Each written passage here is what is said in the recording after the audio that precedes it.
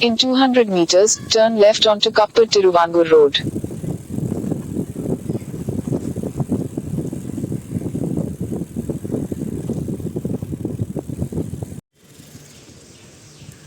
Good morning.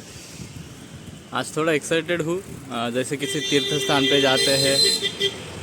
एक second.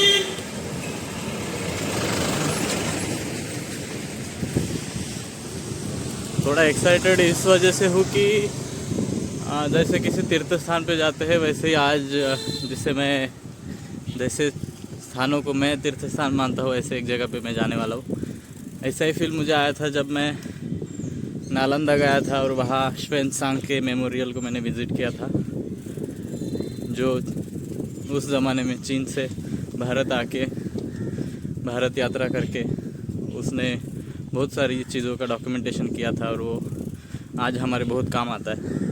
वैसे ही पटना में राहुल सांस्कृत्यायन के म्यूज़ियम में मैं गया था, उनका काम वहाँ देखा। तो अभी केरल में हूँ, कोस्टल लाइन में। आपको अंदाज़ा आ ही गया होगा कि मैं किस हस्ती के बारे में बात कर रहा हूँ थोड़ा तो, पर आज उस जगह में जाने वाला हूँ तो बहुत एक्साइटेड हूँ। चलो देखते हैं।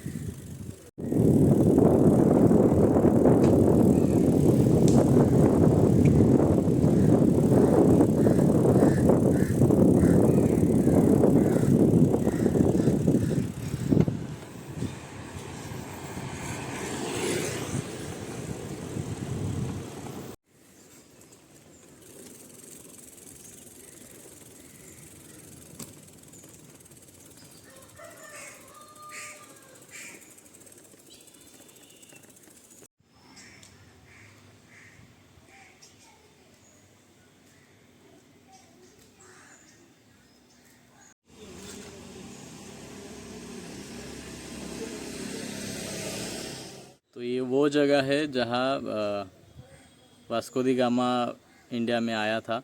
कप्पड़ बीच है ये, कालीकत के एकदम नज़दीकी है। तो ये हिस्ट्री में भी और ट्रैवलर्स की हिस्ट्री का भी एक बहुत बड़ा हिस्सा है।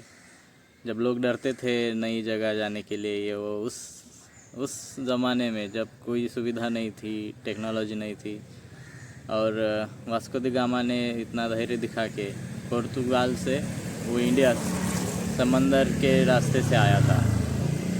जब न ये समंदर के ज़रिए इतना दूर दूर यात्रा करना बहुत मुश्किल बात थी, उस वक्त वो यहाँ आया था।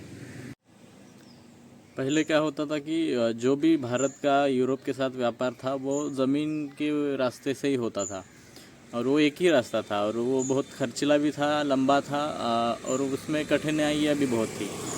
तो पुर्तगाल के राजा ने सोचा कि अगर हम समुद्री मार्ग से व्यापार करेंगे तो बहुत सारा खर्च और समय भी बच जाएगा। लेकिन तब तक कोई भी समुद्री मार्ग से पुर्तगाल से भारत नहीं आया था, यूरोप से भारत नहीं आया था। तो वास्को द गामा पहला खोजी नाविक था जिसने ये रास्ता खोजा कि कैसे यूरोप से भारत आना है। और वो 4 जहाज़ लेके और उसके कई लोग साथ में थे। वापस जाते जाते तो उसके आधे लोग तो कुछ अनेक कठिनाइयों के कारण मर भी गए थे, पर वो यशस्वी होकर पहुंचा था पुर्तगाल।